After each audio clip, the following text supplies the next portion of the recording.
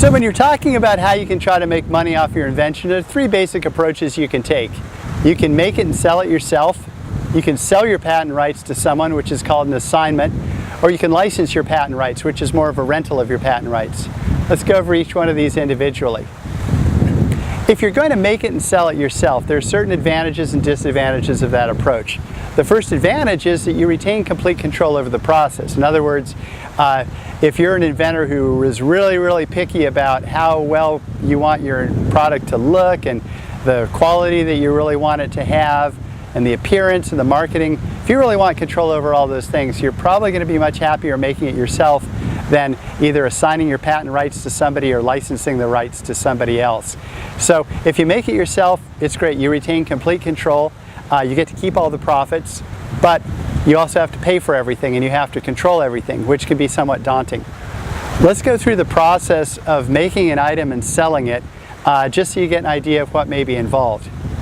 So presuming that you get it made in China, which is the cheapest place to have high quality products for most types of industries made these days. Now, this is going to change within the next 5 years, and we really want to keep an eye south of the border in Mexico, particularly if gas prices remain high, because the cost of manufacturing relative to the cost of shipping is going to be very important if gas prices continue to rise. So anyway, keep an eye on Mexico, but right now you want to get a good quality product made. You can't beat China. So let's say you have it made in China. Well, you have to have a factory set up in China. You set up the factory in China. The Chinese factory is going to want some money up front to set up the assembly lines. Once the product is made, they're going to want more money before the product leaves the factory, and then they're going to want the final third of the money before the product leaves Hong Kong, probably. Anyway, so somebody has to come up with the money, and if you're the one who's making it and selling it yourself, that somebody is you. You're going to have to come up with the money, which is why you might want to look for outside investment. Let's say you get the product made in China, it's put on a truck, brought through the border into Hong Kong at Lo Wu. For those of you who've ever had the pleasure of crossing that border, which I have a few too many times, you can go back to the Cold War era and see, you can still see the guard towers guarding the moat between Hong Kong and China. Anyway, the truck makes it through, delivers the container to a freight forwarder who's in charge of putting the container on the right boat. The boat then comes across the Pacific. Now, the speed of the boat is dependent upon the amount that you pay and the size and power of the boat. There are fast boats and slow boats. Fast boats used to make it over here in a little under 2 weeks, depending on weather, of course, and slow boats a little over 3 weeks. Now, with the gas prices going up, boats run kind of like cars. They run better, more efficiently at slower speeds. So a fast boat will make it over here from Hong Kong to Long Beach in closer to 3 weeks now. Slow boat a little bit over a month.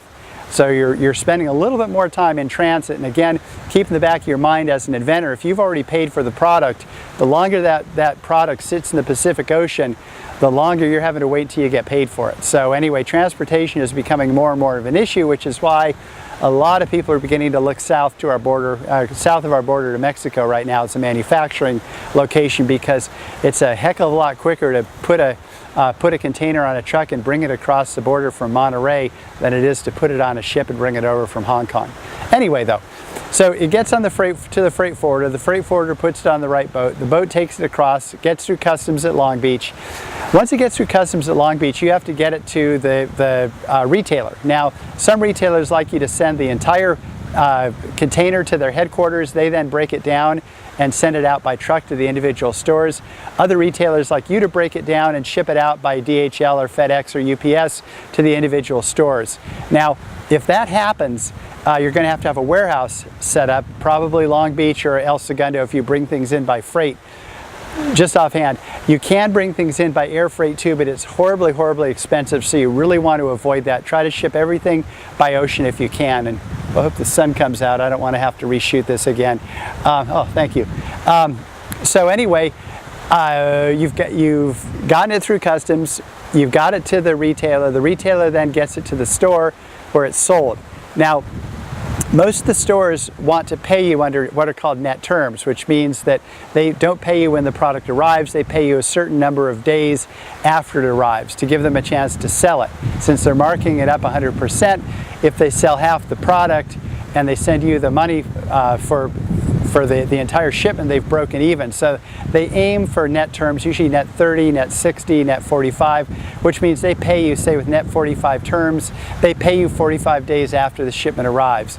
Not all the big retailers are very good about paying on time. So, you know, you might want to add a little fudge factor to that figure. You're not exactly going to get paid on time. So anyway, when you're dealing with the retailers, that opens up another entire area of responsibility that falls on your shoulders.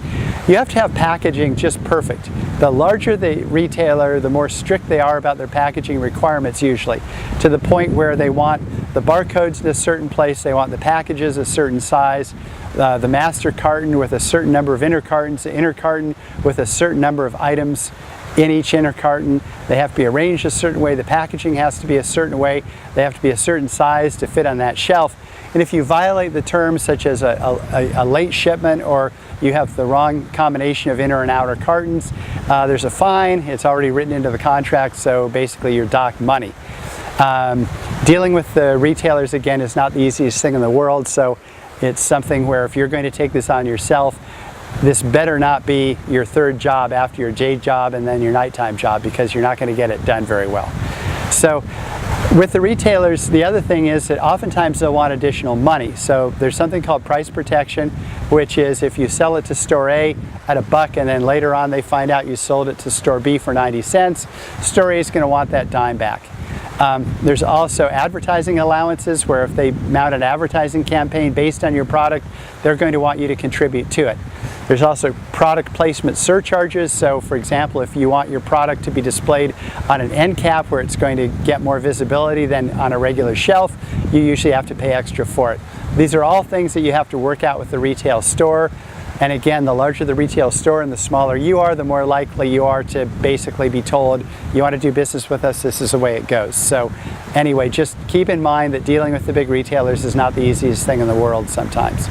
At the same time, if you can sell your product through a large retailer who has nationwide stores and they have nationwide advertising campaigns, they're probably going to sell an awful lot more than you're going to sell out of your garage through the internet. So keep that in mind.